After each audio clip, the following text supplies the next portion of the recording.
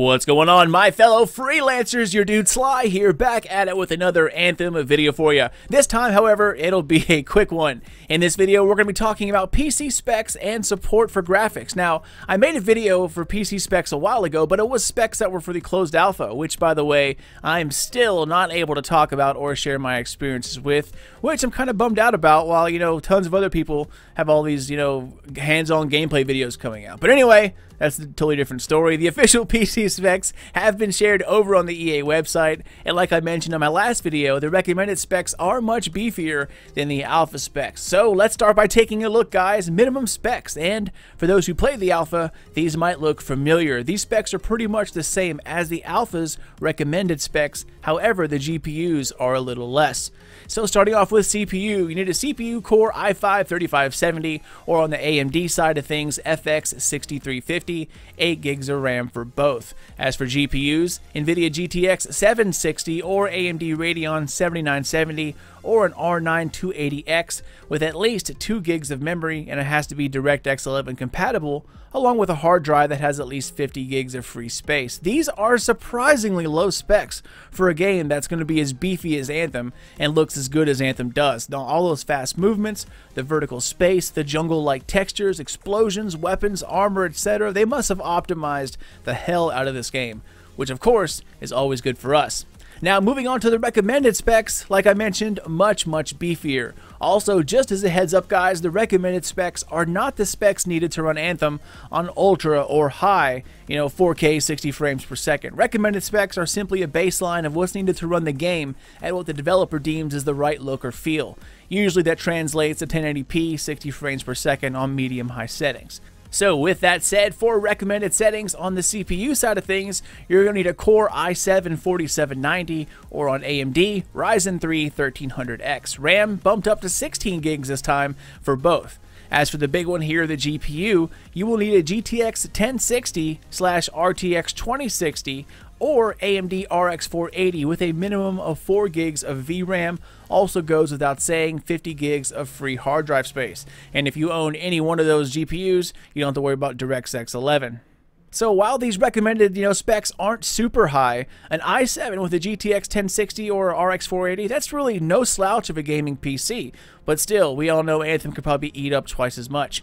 Now, as for a bit of news here, you might remember a few months ago that BioWare said it would be quote-unquote looking at deploying ray tracing in the future. Now, while that still may be coming within a future update, another NVIDIA setting will be deployed and ready for action on day one.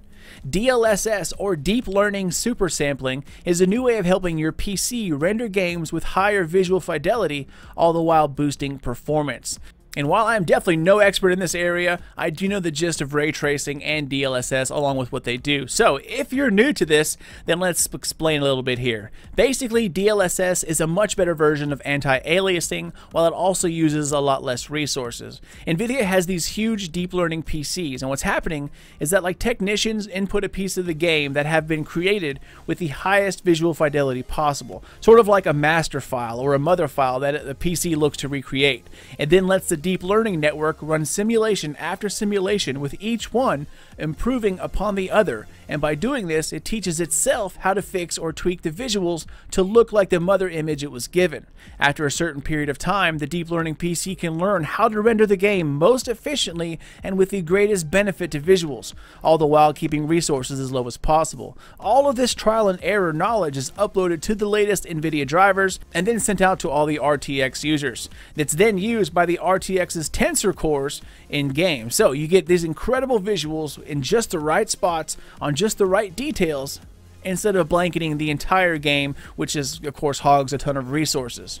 I've seen DLSS substantially improve other games to an incredible degree, while in other games you barely recognize it. Whether or not it'll make a huge difference with an Anthem, well, that's one thing we're going to have to wait and see. However, Anthem has a ton of textures and some beautiful skyboxes, so my bet is that it's going to make a very big difference.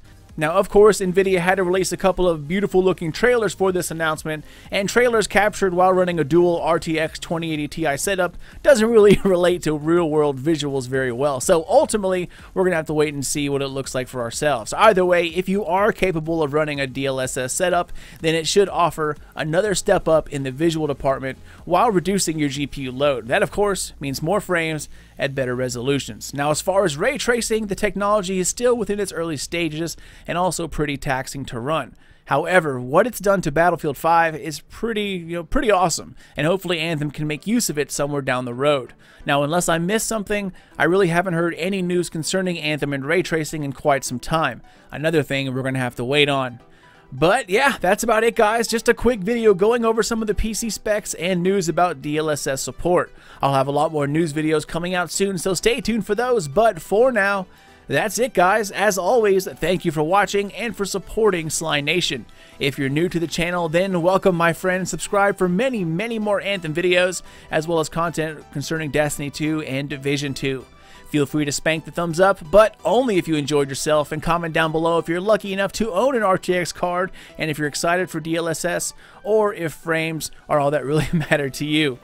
Later, guys, and keep those eyes open for more vids coming out soon, but until then, this is your dude Sly, and I'll catch you guys next time.